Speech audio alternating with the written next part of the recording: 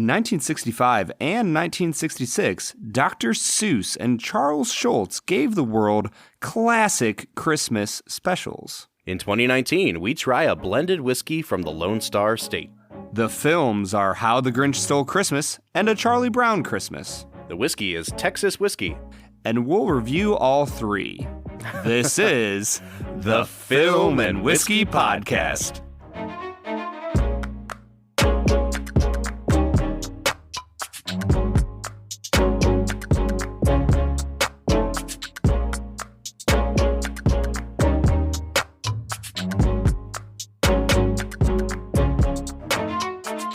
Hey everybody, welcome into the podcast. We are back today with a semi-bonus episode. Semi-bonus episode? So we're coming to you on Monday, but because it is the week of Christmas, we're kind of taking the week off from our regularly scheduled programming. And Brad and I were kind of thinking of something that would be a fun Christmas special to bring you, and we thought back to an episode that we recorded, back in season 1, where we argued about Star Wars: A New Hope. And we argued so much that we kind of started a series called Movie Fights. And we thought, wouldn't it be fun if we found something that we would be able to debate that was Christmas themed? And lo and behold, we hit upon two things that I think strike such a deep chord in our souls that this might end up being our most intense movie fight of all. We are going to be debating the merits of How the Grinch Stole Christmas and A Charlie Brown Christmas. Brad, what do you have to say for yourself over there? Well, I just wanted to keep, Film and Whiskey Nation in the loop. I know all of you are probably wondering, Bob, Brad, when will we be talking about the greatest Christmas movie of all time? We will be reviewing It's a Wonderful Life at some point. Don't you worry. I watched it the other night. I sobbed. It's beautiful. We'll get there eventually. But we figured in our very first ever Christmas, we don't want to spoil everything right away. So we'll get there eventually. Don't you worry. And what good is watching It's a Wonderful Life and learning all the lessons of Christmas if we can't get all of our debates out of our system first? Yeah, I mean, really, we really wanted to capture the spirit of Christmas and just fight and argue and bicker over, 2 half-hour cartoon Christmas specials. Absolutely. It seems like the right thing to do. It's the only thing to do, Brad. So I'm going to come right out at the beginning, and I'm going to say that I, in this debate, am representing Team Grinch, which means Brad is on Team Charlie Brown. Bob, we all know that your heart is 2 sizes too small. All right, so here's how I think we should do it, Brad. Why don't we go through this movie by movie? We'll go How the Grinch Stole Christmas first, and then A Charlie Brown Christmas, and just give all of our thoughts on both of these half-hour TV specials. And then we'll break, we'll drink some whiskey, and we'll come back for our closing arguments in favor of each of our favorites. Bob, I love it. Let's get into it. All right, so How the Grinch Stole Christmas is a 1966 special produced by Chuck Jones, who is famous for doing the Tom and Jerry cartoons and Looney Tunes. This movie is, even though it's animated in the style of Dr. Seuss, it has the fingerprints of Looney Tunes and Tom and Jerry all over it. Brad, I want you to tell me up front your impressions of How the Grinch Stole Christmas. So one of the main reasons that I struggle with this movie is because I personally hate with like a burning passion the artistic style employed by Dr. Seuss. I really hate all of his books. I hate all of the illustrations. I think that the humanoid creatures that he tries to draw look strange and alien and creepy. And like as a child, I hated them and was afraid of them. And even as an adult, I find them to just be so slightly off in all of their mannerisms and the way they look that it's genuinely unsettling for me. Brad, I think this might be the hottest take you've ever hot-taked on this show. Because I heard you say the words verbatim, I hate all of his books. Yeah. And I don't know if there is a figure that is as important to the childhood of young American lives as Dr. Seuss. Yeah, I don't like green eggs and ham. I don't like the one that you give graduates when they graduate. What's that? The places that you're going. Like the words that are written in them are fine, but like they are cartoon illustrated children's books. So in my mind, I am going to weigh the illustration very heavily in whether or not it's a good book. And I hate his illustration style. I think it's terrible. Well, then I completely understand why this movie is not up your alley, because this movie is animated in that sort of expressionistic, like absurd way that Dr. Seuss animates. But what I do love about this movie is I think you can see on screen where every dollar went in the production of this movie. The animation is beautiful. The colors are spectacular. I think that the animation in this film is so much smoother and crisper and more well drawn than in the Charlie Brown Christmas. One of the things I really, really liked in this film was like you saw some of the editing and the filmmaking techniques that you would come to expect from something that was like a higher budget. There's at the very beginning of the movie, they're talking about, you know, why the Grinch hates Christmas and what he's not looking forward to. And they go to a scene that's basically taking place inside the Grinch's head, and he's imagining what all of the Who's down in Whoville are going to do. And it was the coolest thing. They push in on the Grinch's face until you can only see his yellow eyes and the little red pupils. And then the transition into what's going on in the Grinch's head goes to the inside of a Who's house, and the shape of the doors and the doorknobs take the place of the Grinch's eyes. And I thought it was such a cool little artistic touch. And this movie is full of those kinds of things. And I just from a pure animation standpoint, I think this movie is leaps and bounds better than Charlie Brown Christmas. Yeah, I wouldn't disagree with you there. I think that kind of the things you talked about, the artistic direction of how they moved from scene to scene, you can see a lot more, I guess I'd use the word polish. You know, it's a much more well-polished animated film. However, like I said, when you don't like the actual artistic style of the characters being drawn, it's hard for me to appreciate, you know, those kind of nice little neat tricks that they employ, because I'm just obsessed with how much I just am really abhorred by the characters themselves. I think it's going to be really interesting to debate you on this topic today then, Brad, because it may end up that you agree with me about like a lot of the technical stuff behind the scenes of what makes this a great movie, and maybe even some of the plot points and the moral and the story, but it's just because it's such a personal preference for you that you can't like this movie. Well, and I do want to address that. One of the reasons I brought up the things I hate right away is because I would rather kind of move towards the story of the movie and, you know, the kind of what drives the plot and all of those things, because those are things that I think I can have a little bit more of an objective eye on. Well, let's get into talking about that a little bit. You know, I don't know if we really need to do a Brad Explains about how the Grinch stole Christmas, but Brad, why don't you just give us 30 seconds on what you see as the plot and the overall message of this movie? Yeah, I mean, that is a struggle for me, because the overall message of the movie seems to be that Christmas is good and it makes your heart grow bigger when you understand it. You know, it brings community together, it brings a family together. So there is a kind of a beautiful message, but I guess my struggle with it is I don't really understand the Grinch. And the narrator literally at the start says, well, many people have tried to explain why the Grinch is so bad, but nobody knows. And I guess it's just because his heart was too small. And I don't know. There's something about that, the plot hook having no actual history to it, that I'm kind of like, oh, okay, so the Grinch is just kind of a jerk, and he just does jerky things. I think that's actually a fair point. And yet, I would argue that I think the characters in this film are better formed than the characters in Charlie Brown Christmas, because that's one of my big struggles with Charlie Brown Christmas is the only person you really know anything about, just within the context of that movie, is that Charlie Brown is a kid who's depressed, and he doesn't like that Christmas is commercialized, but you don't really understand any of his motivations behind it. And I think you could probably say a lot of that for the Grinch, too. But at least in the Grinch, they acknowledge, like, nobody knows why he's so Grinchy, but he's a Grinch. And it's like, yeah, okay, well, I get that you're not going to develop it. At least you acknowledged that much, you know? Yeah, no, I can appreciate that. I think that there's something more relatable, though, about a Charlie Brown who is trying to search for meaning in life. To me, that's a very common, easily accessible theme that it doesn't feel like you need to look much further than go, yeah, like, I feel like in today's society, it's easy to look around and go, man, what is the real meaning of Christmas? Yeah, and I think that what's really interesting about these two movies is they essentially have the same basic moral, which is this fight against consumerism. And these movies came out within a year of each other, Brad, like you said, 1965 and 1966.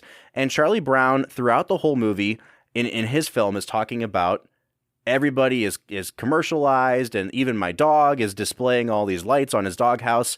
And the same thing happens with the Grinch. And I think the moral of the Grinch film is that the Grinch thinks that all of the celebration that's happening down in Whoville is happening because of all the stuff they have, all the noise they make, all the excess that they indulge themselves in with their feasting and everything else.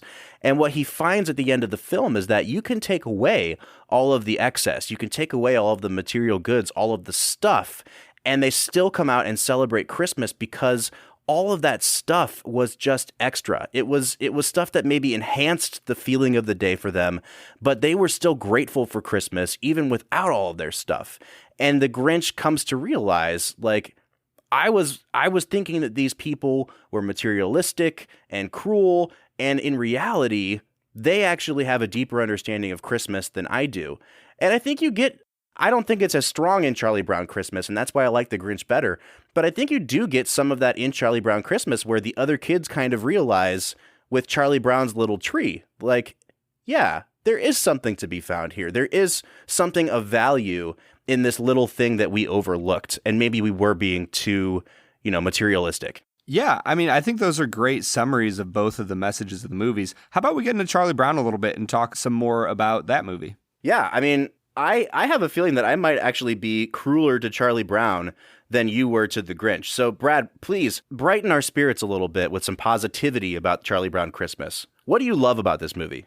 I think the thing I love most about this movie, partially, I do love the fact that they had child actors voicing the characters in Charlie Brown. It gives it an endearing quality. I think that the movie is extremely funny. There's the scenes when he's with Lucy at this, when she's in her psychiatrist's office and she's talking about what she really wants in the world and how she never gets it. And he asks her, what she wants. She goes, real estate. Like, there's just certain parts of this movie that are truly, genuinely funny. But then on top of that, I think there's something so endearing about the characters that you just don't get in The Grinch. When you look at each character in this movie, they all have their own little quirks and oddities that just endear them to the audience. And, I love Pigpen, and I love how Charlie Brown explains that, well, maybe, you should treat this dirt like it's, the dirt that was walked on by the wise men, and that it was in Nebuchadnezzar's kingdom. And I just love the creativity and the imagination that you see in the children. And honestly, I love the music in the movie. I love the animation style. I know that it's not as polished as The Grinch, but I think that it's a much more beautiful style that is much more relatable to the average person or even the average child who's watching the movie. So I was doing some research on Charlie Brown Christmas, and I think it's a little bit of confirmation bias because now I'm like, oh, now I feel justified in not liking this movie. But what I came to find out was that they basically pitched the idea of a Charlie Brown Christmas movie without having any idea for what the movie would be about. And it got greenlit, and then they had 6 months to make a movie. And I have always gotten the sense that Charlie Brown Christmas is about 9 minutes worth of story stretched over 25 minutes of runtime. Because there's something about the way this story flows that is so unnatural. And you kind of see it even in the first scene where Charlie Brown and Linus are they just walk silently across a field, and then from time to time they'll stop, they'll say a line to each other, they'll cut to Linus for a reaction. He'll wait 5 seconds to respond, and then they'll start walking again. And I can't help but wonder if the reason that this movie feels so unnatural in the movement of the story is because they didn't have enough story to really make a movie out of it. And I think everything for me stems from this idea that there's so much filler in this movie. Almost all of the scenes with Snoopy come across as filler to me. The scene where he's like dancing on top of Linus's piano, it just kind of struck me as like, hey, we could make a cute little punchline out of this in 15 seconds, but we actually need to fill a minute and a half. So if you could have Snoopy just dance on top of this piano for a solid 90 seconds until the joke is all the way run into the ground, that would be great because we have to get 25 minutes out of this special. And I think that's my biggest issue with this movie.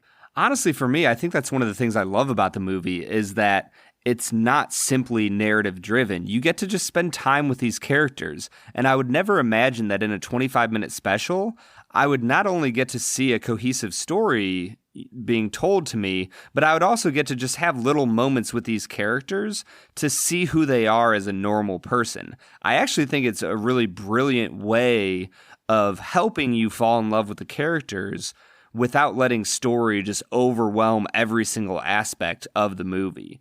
You know, this is going to sound crazy and you're going to make fun of me for it, but this feels almost more something akin to like an art house film that doesn't necessarily care about story. It cares about the characters in the story and about how they react to each other and how they work together to solve a problem in the end, and how they all kind of have a personal transformation from where they were to who they are at the end of the film. Yeah, I don't disagree with what the plot of the movie does for the characters. I kind of push back on the way that they go about doing it. You know, the scene where Charlie Brown is directing the Christmas play and they're not listening to him, and he goes on his big spiel about, you know, like building teamwork and this is what it means to be a director and are you behind me? And then they cut back to the whole gang is just not listening to him and dancing again. And the way that visual punchline works is, if they had just shown the gang dancing for 5 seconds, it's funny. But what they do is they show that wide shot of all of them dancing on the stage, and then they zoom in on each little subsection, and that dancing shot goes on in all for like 45 or 50 seconds. And there's no dialogue. There's no forward movement of the plot. And it always just strikes me as, oh, they're definitely trying to kill time here. They're stretching this one shot out as long as they possibly can to fill time on this television special. Yeah, that's just funny to me. I've never once thought of it in that way. I think it's just kind of a fun, interesting time to spend with the kids and see what they're doing. And it's never bothered me that they spend that much time in those sections that are like that.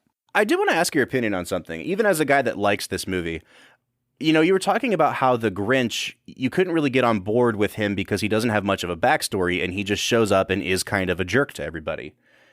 I was really struck this time around watching Charlie Brown Christmas just in how absolutely mean all of the kids are to each other, and especially to Charlie Brown, for no real reason. And I know that, like, if we have a background with reading the Peanuts comic strip, then a lot of the things that happen in the movie make sense more. But if you just take what's on the screen in this movie, all of these kids are kind of jerks to Charlie Brown. Like, Lucy is consistently trying to punch people. She tries to punch a dog at one point. And they're always telling Charlie Brown, like, you sure are stupid, Charlie Brown. I was really taken aback at how all of these kids are just horrible human beings. And that even though they come to like a semi-revelation at the end of the movie, there's no real apology. There's no real change in any of those characters, aside from the fact that they recognize that Charlie Brown did the right thing. So I was just wondering if you noticed those traits in the other characters, and like, did it bother you at all? I mean, yeah, it's very obvious that the characters are quite cruel to Charlie Brown. I guess it didn't bother me because have you ever been around kids that age? They are the worst human beings on the planet, especially to each other. That's actually pretty true. Right? Like, I'm just saying, like, I know this might sound bad, but I thought that the Charlie Brown Christmas was an extremely accurate reflection of reality in a lot of different ways. And as an adult watching this with a critical eye, I think I actually appreciated it more for those moments of them ignoring Charlie Brown and dancing. And you spend extended amounts of time with it. And those times where they're mean to him, I'm just kind of like, yeah, like, if there's anything that would drive Charlie Brown to wonder what the meaning of Christmas is, it would probably be all of his friends who are really mean to him. All right, so I'm going to say one more thing before we break to go to our whiskey segment, Brad. And that is that I don't really understand the motivations of the character of Charlie Brown. Like, throughout the movie, I feel like his depression or like his malaise, it comes from different places. Like, he says he's depressed. He doesn't know why. He figures out that it's because of Christmas and how people are missing the true meaning of Christmas. But then it's because he doesn't also know the true meaning of Christmas. And at the end of the movie, he gets his little Christmas tree. He says, like, I'll show them. This will be the best Christmas tree ever. He goes home. He sees Snoopy's doghouse with a first prize ribbon from the Christmas light decorating contest. And he, again, bemoans commercialism. but I don't really understand his reasons. Like, why is the commercialization of Christmas affecting him this much? And we never really get an explanation. It's just kind of funny that our main character is bummed out, but we don't really get any insight into like what's driving that. Well, I mean, obviously he sees through the crass consumerism culture that surrounds him, Bob. Come on. It's very obvious. Okay, Brad. Yeah, no, I mean, I think you have a fair point. You know, we don't really know why Charlie Brown is a deep philosophical thinker, other than the fact that, you know, kind of like you said earlier, if you have any familiarity with, the Peanuts comic strip, then you kind of know that Charlie Brown is always kind of thinking deeply about things. So you are right, though. Within the confines of the film, you don't really get an understanding of why Charlie Brown is not satisfied by the consumeristic elements of Christmas. All right, Brad, we've been pretty civil with each other so far, so we're going to take a break. We're going to fuel ourselves with whiskey so that when we come back from this break, we can really light into each other. So what do you say we try this Texas whiskey? Let's get to it.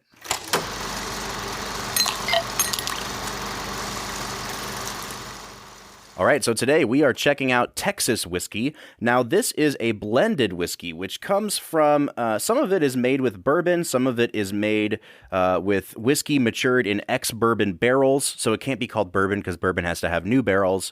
And then a third portion of it just says it's mixed with distilled grain spirit. So it doesn't even have the designation of whiskey on that part of it. So all these things blended together give us what they call a blended American whiskey.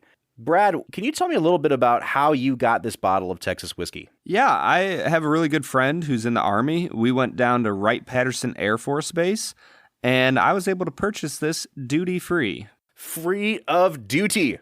That's right. Yeah, which I guess that kind of insinuates that, paying taxes is our duty. So I don't know. We could probably get into a philosophical debate about what the government is doing with my tax money, but we're just going to leave that aside for now because I didn't pay taxes on this. That's right. Free of duty. So the reason that we have Texas whiskey on this episode is because we try on our Monday episodes to review whiskeys that anybody anywhere in the United States could feasibly get off the shelf. And Texas whiskey, while it does have a pretty wide distribution, we've found that it's limited to only a certain number of states. So because this is kind of a bonus episode, we thought we would treat this Texas whiskey more as a craft whiskey than a widely popular, easy to find one. And we have both poured out this Texas whiskey in front of us, and I want to hear, Brad, what are you picking up on the nose of this whiskey? Man, I am getting a strong butterscotch flavor that's hitting my nose, and I'm really enjoying it. Yeah, on their website it says that a lot of people get a cotton candy kind of smell off of this, and it may have been the glass that I was drinking out of because I didn't use a rocks glass this time. But what I was picking up on it was more of the sort of like herbal notes. I got a lot of wood. I couldn't quite place exactly what the scent was, but it definitely smelled like earthy and maybe some sort of like a licorice. There was a spice to it that I couldn't quite pinpoint. And I hope that you're picking up on something in that sort of spice realm, Brad, because I couldn't put words to what it was that I was smelling. Yeah, underneath that kind of sweet cotton candy, butterscotchy flavor, you do get some of those earthy notes. I think peppercorn would be a good note to pick up on. Yeah, I'm really kind of disappointed in it from my end because I didn't get those sweet notes that I was expecting. So I'm actually only going to give this a 5.5 on the nose. Yeah, I'm going to go ahead and give it a 7.5. I'm really enjoying the sweet notes. I'm enjoying the more subtle things that are coming through. This is a good smelling whiskey. Well, let's give it a sip. All right, I'll lay my cards on the table first. I think this is really, really sweet, but really, really thin, and it's very bright. I'm really surprised at how little this does in like in my mouth, on my tongue. There's no alcohol burn, there's no complexity. It's almost like this whiskey just kind of floats over your tongue and then there's nothing really happening. It didn't hit a lot of the different sort of sensory things in my mouth that I normally get. I'm really disappointed in the taste on this, Brad. Yeah, I would kind of agree with you. I'm getting that sweet butterscotch flavor as it passes over my tongue. But like you said, it's very thin. I'm not really getting much other flavor that's happening here. It's just not that interesting. I'm going to give it a 5.5 on the taste. Yeah, I'm going to give it the same score as well. Which takes us to finish. I did think the finish was a bit more pronounced than the taste was, actually. There's a little bit of a burn in my chest as it goes down, and I did pick up some vanilla notes. But other than that, it didn't really leave much of a flavor on my tongue at all. I'm just really surprised at how little this whiskey makes its presence known from the time it touches your lips to the time you swallow it. It's instantly forgettable. And I think I'm only going to give it a 5 on the finish. Yeah, I'll give it a 6 on finish. You do get a few more interesting notes than on the palate. But like you said, it's not remarkable in any way. All right, that takes us to overall balance. This is where we review the nose, taste, and finish combined. Did anything stick out to us in a good or bad way, or was it very consistent throughout? I did think this was a fairly consistent whiskey. However, it was consistent because there just wasn't a lot of pronounced notes on any part of it. I didn't pick up on a lot of the sweetness that you did on the nose, Brad, so I have a feeling that your balance score will be higher than mine is. I'm just going to go ahead and give this a 6 on balance. Oh, I'm actually going to give it a little bit of lower score on balance. I think that it promised some things on the nose that it didn't deliver on. I'm going to give it a 4.5 on balance. Wow, a 4.5. All right, that takes us to overall value. Now, what we have found is that the state of Ohio does not actually sell this whiskey in liquor stores, so their distribution does not extend to Ohio. Brad was able to buy it on the Air Force Base, so there must be some sort of special deal worked out there. Brad, about how much did you pay for this whiskey? I bought a pint of this, and it was $23. All right, so we're probably looking at about a $35 to $40 fifth for this whiskey. I think that is way too high of a price for what you're getting here. Firstly, because this is not really any one type of whiskey. This is a blended whiskey. And Brad and I have nothing against blended whiskeys. We drink blended scotches all the time. However, when you could be getting single barrel bourbons that taste better than this for the same price, that's where I really start to wonder, where are you getting your price point from? Because I don't think that there's ever a scenario where I would think this type of whiskey or this particular flavor of whiskey would get $40 out of me. Yeah, I 100% agree with you, Bob. This is, when you consider price, this is a disappointing whiskey. You know, if I was paying $22 for a fifth of this, I'd say, yeah, it's decent. It might be worth it once or twice.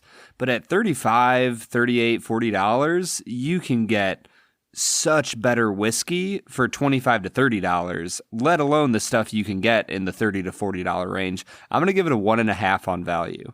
Yeah, I'm going to give it about a 3 on value. Because it is a more craft product, I understand that cost of production has to be way more expensive. They're not controlling their own distribution probably. I don't know what their warehousing looks like, so their overhead is going to be costing a little bit more.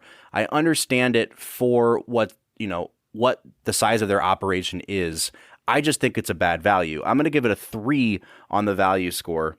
So that puts me out to a 25 out of 50 overall. Brad, what's that bringing you out to? Wow, Bob, I am at a 25 out of 50. Yeah, so this is right in the middle of the pack for us. And to be honest, when a whiskey gets a 25 out of 50, I don't even think that it necessarily means that it is halfway up the scale for us, Brad, because so many of our whiskeys fall in that sort of like 65 to 80 range that to get a score of 50 really says that it's a poor whiskey in our estimation. Would you agree with that? Oh, yeah. I mean, it's no Basil Hayden's, but it is not a great whiskey. I'm not going to recommend it. Yeah, I'm not going to recommend either. And I do feel badly saying that because we really do love to shine the spotlight on some of these smaller craft distillers and craft spirits. But in this particular case, I don't think we can give our stamp of approval to Texas whiskey. Yeah, and it's unfortunate. I like drinking good whiskey, and I always want there to be more good whiskey out there, but Texas whiskey, it's just okay. All right, Brad, well, what do you say we take our frustration with this whiskey out on each other as we present our closing arguments for The Grinch versus Charlie Brown? Let's get to it.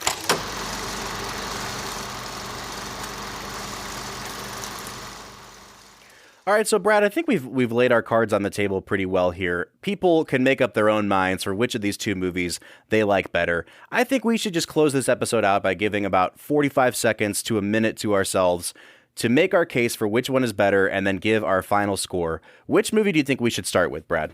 Bob, I think that The Grinch Stealing Christmas steals a little bit of my soul every time I see it. Like, it's just not a fun movie. I didn't talk about this earlier, but I genuinely struggle with how mean of a song You're a Mean One, Mr. Grinch is. Like, it's terrible. And I don't understand it. It's a Christmas song I've never liked. The animation style is an animation style I've never liked. The story is fine. It's okay, but I think it's a little bit creepy. I think that the Grinch is a very strange character, and it doesn't make any sense for him to be around the Who's, who are themselves strange characters. There's just so much about this movie I don't like. I'm going to give it a 3 out of 10. Wow. So, Brad, I actually have to say, of all of the children's TV specials that come out around Christmas time, I mean, we're talking about the Rudolph claymation and all those, The Grinch is my favorite of all of them. I think it is a almost flawless movie to be packed into 25 minutes. I am going to give The Grinch a 10 out of 10. Bob, that's pitiful. Like, hey man. That might be one of the worst things I've ever heard you say. The Grinch, like, I can understand that people like the movie, and I can recognize that technically there's things that are done well. But, like, at most, it's like a 7.5 to 8 out of 10. I love it, man. I don't know what to tell you. On the other hand, let's talk about A Charlie Brown Christmas. I have always thought that while I respect the decision to have child actors, I think the voice actors in this film are awful. Like, they're just so terrible. All of the line readings are awful. You can tell when the kids have problems reading the lines. Brad, you might think it's endearing, but I kind of look at it as, oh, that's cute, the way that you watch a children's program at school. I think the animation just looks so amateurish. It looks like early episodes of South Park when they were still using construction paper. And all of the characters in the movie behave so unnaturally, and I think they're behaving unnaturally because the animators had to fill 25 minutes with about 10 minutes worth of story. The big problem I have with this movie is that you have to have a working knowledge of how Peanuts, the comic strip, works to make heads or tails of who these characters are, how they relate to each other, and what their motivations are. I will say that this movie's soundtrack is fantastic. It's something I put on every Christmas. It is an all-time classic, but without that music, I think that makes this movie utterly forgettable. And if it wasn't for the soundtrack, I don't know if we'd even really be talking about Charlie Brown Christmas. There's a lot of Christian circles that talk about how Linus's speech is very powerful, and I agree with that, but that in and of itself does not make this a good movie. I think Charlie Brown Christmas is aggressively mediocre, and I'm going to give it a 5 out of 10. Man, yeah, Charlie Brown Christmas is beautiful. You get to see these kids in their normal daily lives as they pick at each other, they fight with each other, they make fun of each other, and you get to see them slowly grapple with what does it mean to deal with the meaning of Christmas. What does Christmas actually bring us? Is it just about presents, or is it about something more? I think it's a beautiful movie. I think that the child actors are endearing. It doesn't bother me that they kind of flub some of their lines a little bit. I like the animation style. I'm going to give it an 8 out of 10. I think it's a great Christmas special. It's not the best one out there. I actually, honestly, haven't even thought about which one I like the best. Rudolph would probably be up there. But I love the Charlie Brown Christmas special. And like you said, Bob, the music really does put it over the top. It's some of the most beautiful music I've ever heard in a cartoon special. So yeah, big fan of Charlie Brown. Absolutely love it. 8 out of 10. So we are very divided on both of these movies, but ironically, our average score for both films comes out to a 6.5 out of 10. Which means, Film and Whiskey Nation, it is up to you to help us decide which of these movies is the better film. So please get on Instagram, get on Twitter, get on Facebook. You can find us at Film Whiskey, and we want you to leave us a comment with hashtag Team Grinch or hashtag Team Charlie Brown. Please help vote and settle this debate. We love it when one of us gets to gloat over our victories in movie fights. Also, if you want to call in and let us know what you think about these two movies, our phone number is 216-800-5923. Once again, 216-800-5923. We love it when you guys call in and leave us messages. We want you to hear one that just came in this past week. One of our favorite listeners at Bourboneering, he used to be known as Bourbon in College, left us his thoughts on our Wizard of Oz episode. We're going to play that for you right now. Hey guys, this is Austin with Bourboneering, formerly Bourbon in College. I just listened to the Wizard of Oz episode. I want to say I totally agree with your scores on this and your opinions. But I wanted to comment on the theme of No Place Like Home. The biggest way I saw that in that movie is not just Dorothy's journey, which you're right, doesn't seem to really fit that narrative very well, but also the people she interacts with, like the Munchkins, and how the Wicked Witch was disturbing their home. And so that's why they were so happy when the witch died, because they had their home back. And it's adds to the theme of no place like home. Again, love the show, guys. Sorry I'm so behind, but keep up the good work. See y'all later. Bye. So that was Bourboneering, but get your own thoughts on the air. Please call our call-in line. We would love to interact with you. Guys, no matter what you celebrate or enjoy in this holiday season, we just want to wish you the merriest of Christmases. We want to give you all of the best thoughts, the best wishes. We just hope that this is a beautiful time with family. I know earlier I joked about us, the spirit of Christmas being fighting. I know that it can be tough out there with family sometimes, that you get together and you fight and you're frustrated. I just want to push all of the best thoughts, positive feelings, all the love that I can out to Film and Whiskey Nation. Please enjoy your Christmas season. We love you guys, and we hope that you have a wonderful, wonderful holiday. Next week, we'll be back with our regularly scheduled programming, so we'll see you next Monday for the Film and Whiskey Podcast. I'm Bob Book. I'm Brad G. We'll see you next time.